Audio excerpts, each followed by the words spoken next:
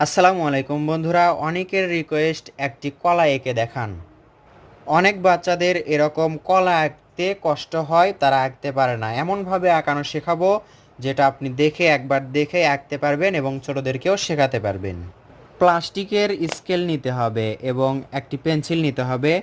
স্কেলটা এভাবে যদি ক্রস করে ধরা হয় তাহলে সুন্দর হবে, কারণ যেভাবে ধরবো সেভাবেই কলাটা আঁকা হবে। পুরো স্কেল এভাবে একটি দাগ আঁকবো, হালকা করে দাগ আঁকবো। দেখতে পাচ্ছেন পুরো স্কেল কিন্তু আমি আঁকলাম। এরপর আরেকটা স্কেল এভাবে ধরবো, যতদূর আমি ছেড়েছি এই পাশে ততদূর ধরবো এবং এখান থেকে আরেকটা দাগ আঁকবো। দাগ আঁকার পর অর্থাৎ 2 স্কেল পরিমাণ আমরা দাগ টেনে নিব। এর মাঝে একটি সোজা দাগ আঁকবো, অর্থাৎ 2 স্কেলের মাপ যেটা হয় সেটা। এই কৌশলে আপনি বাচ্চাদেরকে সহজেই কলা আঁকানো শেখাতে পারবেন, আপনার কষ্ট হবে না। এভাবে একটি দাগ আঁকবো।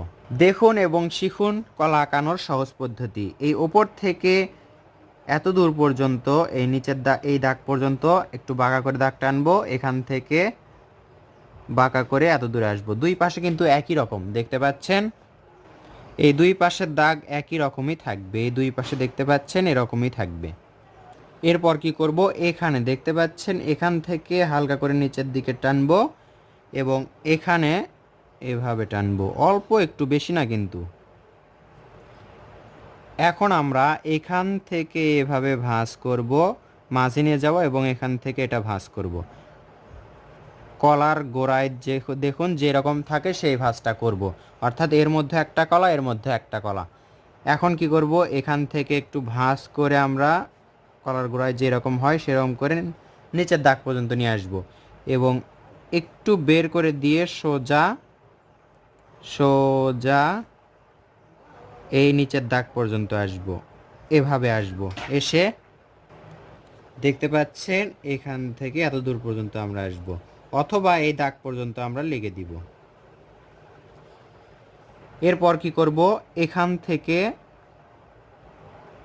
এত দূর উঠব, ওঠার পর এভাবে একটু দাগের ওপরে নিয়ে এর মাঝে আমরা এভাবে ভাঁজ করব। ভাঁজ করে এভাবে এদিকে আসব, আবার এটা ঘুরে এত দূর পর্যন্ত লাগাই দিব। আর্ট পেপারটা এদিকে করলে দেখতে পাচ্ছেন কলার সুন্দর একটা শেপ। এখন আমরা এর মাঝে এর নিচে অংশে এভাবে দাগ আঁকবো, একটি গোল দাগ আঁকবো। আবার দেখুন খাতাটা, কাগজটা সোজা করে ধরলাম, অর্থাৎ কলাটা এভাবে রাখলাম।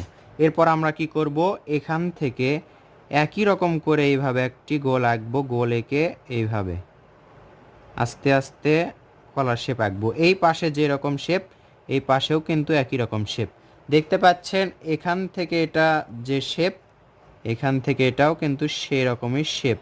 এই দাগের সাথে লেগে দিব, পরের কলা আঁকতে আমাদের কোনো কষ্ট হবে না, এটা আমরা সহজে আঁকতে পারবো। এখান থেকে এত দূর পর্যন্ত এইভাবে একটি গোল করব, ঠিক এটার মতো এখানে করে আমরা এত দূর এই দাগ পর্যন্ত নিয়ে যাব।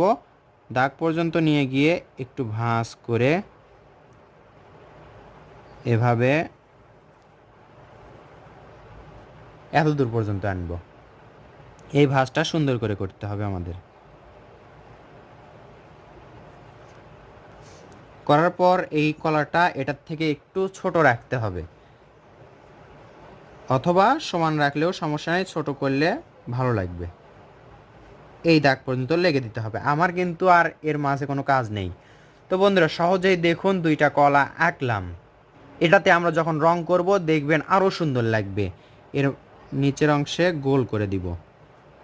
রং করার আগে আমাদের দাগগুলো স্পষ্ট করতে হবে এবং অপ্রয়োজনীয় দাগগুলো মিশে ফেলতে হবে।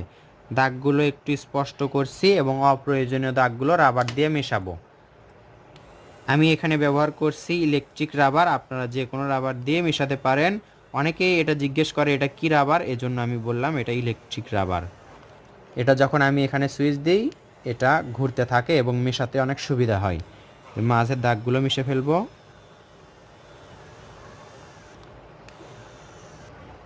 রাবার দিয়ে আমরা অপ্রয়োজনীয় দাগগুলো মিশে ফেললাম। দেখুন এই কলা বড় এবং এই কলা ছোট লাগছে, চাইলে আপনারা এই কলাটাও একটু বড় করে আঁকতে পারেন, সমস্যা হবে না, দেখতে সুন্দর লাগবে। আমরা এই কলাটাও একটু বড় করে আঁকবো, তাহলে মনে হয় সুন্দর লাগবে। তো বন্ধুরা, এখন আমরা রং করব। আমরা জানি কলা বা বানানার রং অনেক সহজ, সেটা কি, কলাতে আমরা হলুদ রং করি। কলাতে পুরোপুরি হলুদ রং, কোনো রঙের মিশ্রণ নেই, এজন্য বাচ্চাদের সহজ হয় কলার রং করতে। আর কলাতে রং করলে কিন্তু দেখতে অনেক সুন্দর লাগে, একেবারে হলুদ রং ফুটে ওঠে। আমরা হলুদ রং দুইটা কলাতেই করছি, পুরোটাই করছি, কোনো ফাঁকা নেই, কোথাও কোনো স্পেস নেই। আশা করছি দেখতে সুন্দর হবে, ছোট বাচ্চারা এটা দেখে আঁকতে পারবে, তাদের অনেক সহজ হবে। এই কৌশলটি ফলো করবেন, ভিডিওটি শেয়ার করে রাখবেন নিজের টাইম লাইনে, তাহলে পরবর্তীতে আপনার দেখতে বা খুঁজতে হবে না, এই ভিডিওটি খুঁজতে হবে না, নিজের প্রোফাইলেই পাবেন। পুরো কলায় আমরা হলুদ রং করলাম গোড়া পর্যন্ত, দেখতে পাচ্ছেন কলার গোড়া পর্যন্ত। ওপর দিকেও আমরা হলুদ রং করব, এরপর একটু কাজ আছে, দেখলেই বুঝতে পারবেন।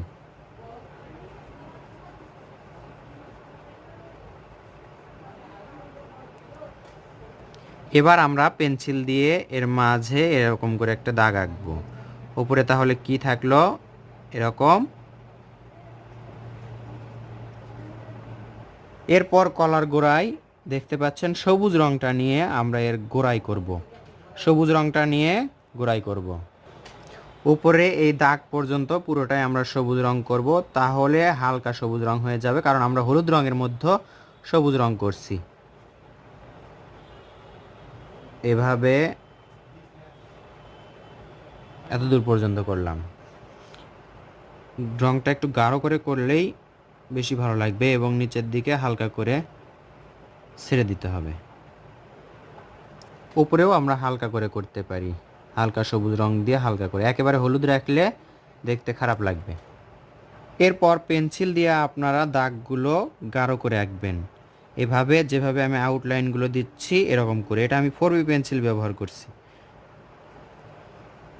এখন আপনারা পেন্সিল দিয়ে নিচের অংশ কালো করতে পারেন, অথবা সাইন পেন অথবা কালো রং দিয়ে এভাবে কালো করে দিতে পারেন। দেখুন তাহলে কলার পরিপূর্ণতা আসলো। আরেকটা জিনিস বাকি আছে, সেটা কি, এখান থেকে নেবেন, নেওয়ার পর এভাবে কলার যেই ভাঁজ আছে সেই ভাঁজে একটা দাগ আঁকবেন, দেখবেন তাহলে আরও সুন্দর লাগবে। এই পাশেও একই রকম করে এখানে ধরলাম এবং এইভাবে ভাঁজ করে এভাবে তুলে দিলাম।